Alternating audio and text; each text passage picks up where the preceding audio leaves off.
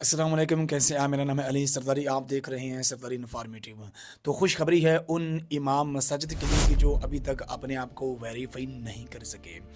तो पहले मरहले में जो उलमा कराम अपने आप को वेरीफाई नहीं कर सके, तो अब बाकायदा रजिस्ट्रेशन का आगाज़ हो चुका है। तो जल्दी से रब्ता करें, या तो आप जो यूनियन काउंसिल का सेक्रेटरी है उससे रब्ता करें, या फिर जो आपके इलाके का एसी, ठीक है, असिस्टेंट कमिश्नर है, उससे रब्ता करें।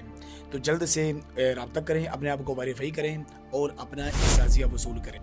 वेरीफाई होने के लिए ये कौन सी चीज़ें दरकार हैं? आपका असल शनाख्ती कार्ड और उसकी फ़ोटो कापी और एक ताज़ा तस्वीर पासपोर्ट साइज़ की। मस्जिद का तस्दीकी लेटर कि आप इस मस्जिद के मुस्तकिल इमाम हैं, और मस्जिद की तफसीलात, नाम, पता और कमेटी की मालूमात वगैरह।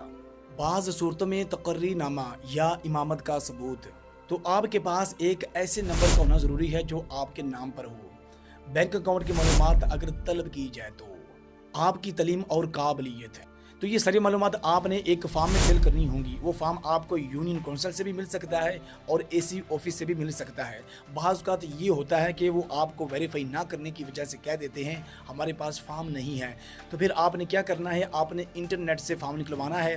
ये सारी मालूमात आपने ऐड करनी है, तो आपने एसी ऑफिस में फॉर्म जमा करवा देना है या यूनियन काउंसिल में जमा करवाना है। तो इसके बाद आप वेरीफाई हो जाएंगे। तो ऐसी मालूमाती वीडियो के लिए सरदारी इन्फॉर्मेटिव को सब्सक्राइब करना मत भूलिएगा।